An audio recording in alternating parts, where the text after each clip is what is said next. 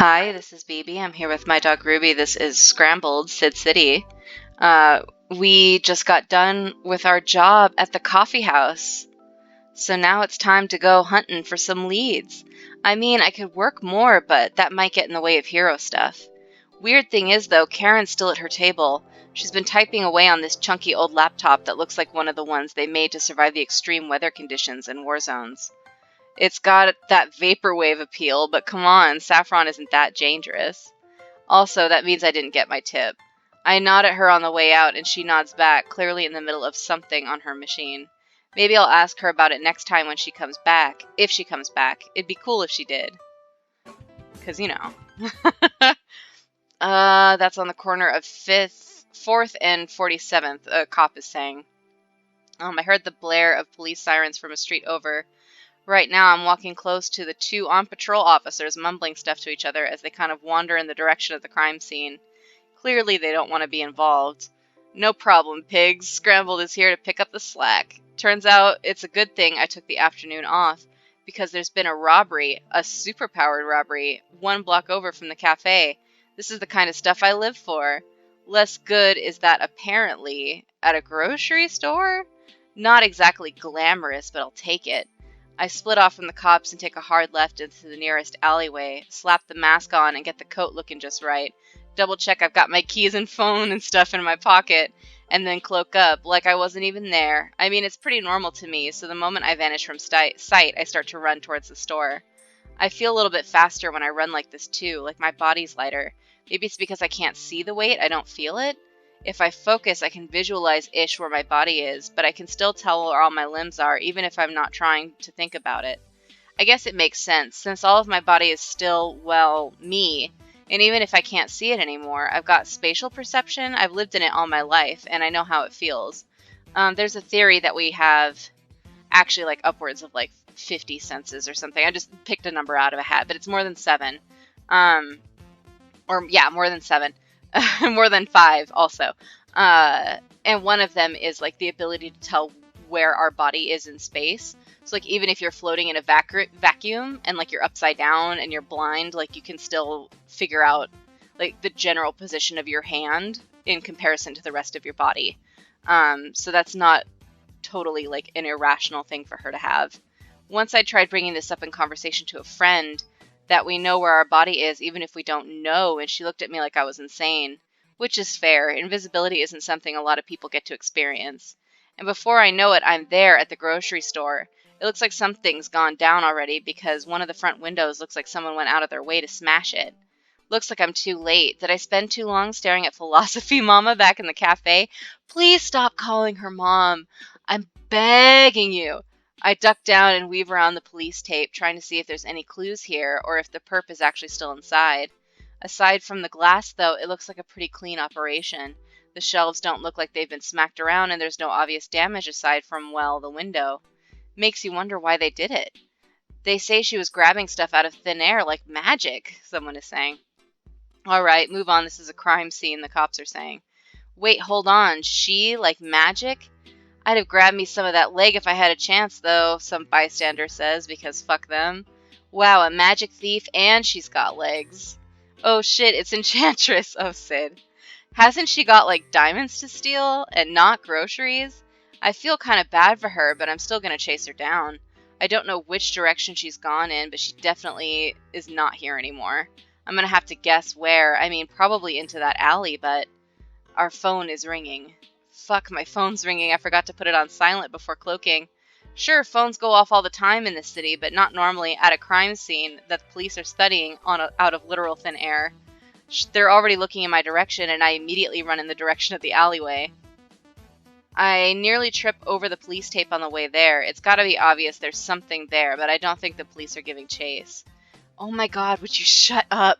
I stick my hand in my pocket as I rest against the wall, trying to shut it up, but no luck. I pull it out, jabbing at air, but nothing's working. Have I got it upside down? Actually, I might be poking at the back of the case. It's not even going to voicemail either. What the hell is going on? I sneak a little further down the alley and make sure no one at all could be watching, and then uncloak, forcing my phone back into being visible with me. Answer, says the display name. Don't remember having a friend called that. It's almost like the ringing is getting louder too, or maybe it's my own fear talking, I don't know, but guess I have no choice. Hello? You're looking for Enchantress, aren't you? The voice on the other side of the phone is pretty heavily modulated. It doesn't even sound human. I think it was like Alexa or something if it didn't have that human kind of flow. Are you Answer? What? That's your display name. The voice says, if that's what you want, then definitely not a robot speaking. Then yeah, what's it to you? Before I forget, I cloak up again. Not that anyone's coming down the alley, but between chasing Enchantress and the mysterious voice, I feel I gotta get a move on in some direction. I can help you with that, the voice says. Interesting offer. Well, trust her. Why not? Where'd she go? I'm getting the feeling you'd know. Ready to get right to it, eh? I like that. Thanks, creepy robot phone voice. Bet your real name isn't even Answer. So, what do I have to do? She's probably only a couple blocks away. If she teleports herself, it won't be too far, so you can probably catch up with her. How do you know? I have eyes everywhere, you could say. I've got the answer. Maybe that is their name. Damn. I've got to get. Sorry, she says. Get to the end of the alleyway, then take a right. Keep going until you've got to the crossing, then see if you can cut across. I'm already running before they've got their first sentence out. It's hard to go as fast as normal when I'm holding a phone to my ear, but I'm not letting that hold me back. Jaywalking? Hey, I'm a hero, you know. The answer says sometimes the greater good is what counts. The greater good. I'm just crossing the road here, dude. It's scary, though. There's traffic running through it right now, and if I'm invisible, they won't even try to slow down, but shit, I'm already on the asphalt. I just gotta run for it, even if I kind of know I'm gonna get hit. But suddenly, the cars all stop, like they're loudly braking and swerving and going into the wrong lanes. Can they see me? No, I'm definitely still cloaked. Out of the corner of my eye, I see a barely averted car crash, one vehicle taking a hard right and grazing another's wing mirror. I don't know what the deal is, but it's like they were made to. Hey, all the traffic lights are red. What the fuck? Not jaywalking now, are you? I hold my words until I'm safe on the other side of the road, tempted to look at the almost carnage behind me. But the robot voice barks down the phone at me again. My feet don't stop moving even for a second. It doesn't matter if I'm being helped or if my assistant right now gives me wild, wild bad vibes. I'm gonna do this. The answer says, you're getting close. She's had to take a quick breather. Good thing you're so fit, huh? Answer's got too many answers if you ask me. How do they know where I am? Did you do that?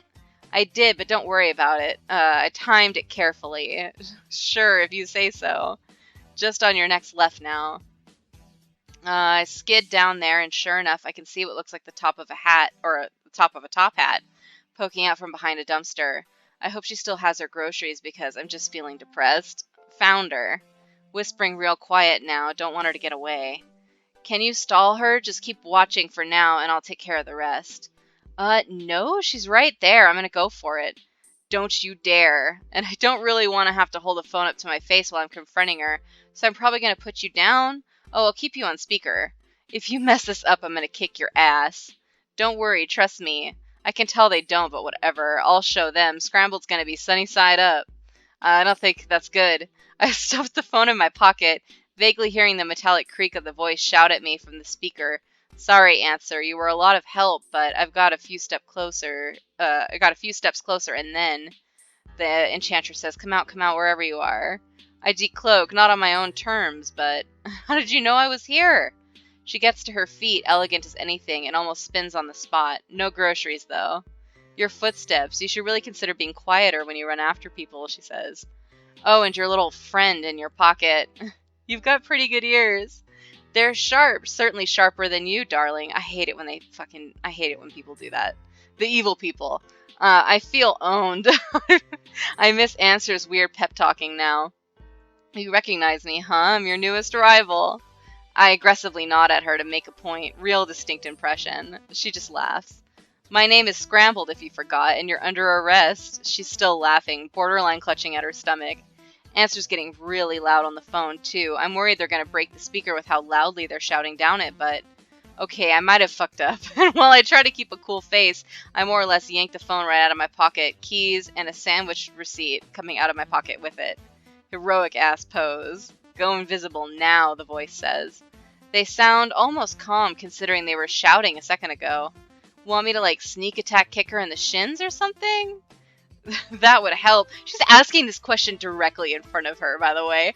That would help, but that's not what I mean, Scrambled. If you don't, then we say, look, I can do this. Don't you trust me? The voice says, I do, and that's why I'm helping you, but you have to listen to me here. We say, or you could listen to me instead. You don't know what's going on.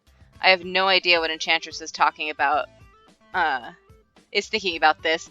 She's having a lovely escape from the cops, and then I come and drag her out from behind a dumpster, and now she has to listen to me having what sounds like some weird coupley argument on the phone with a robot who might be a superhero or a supervillain.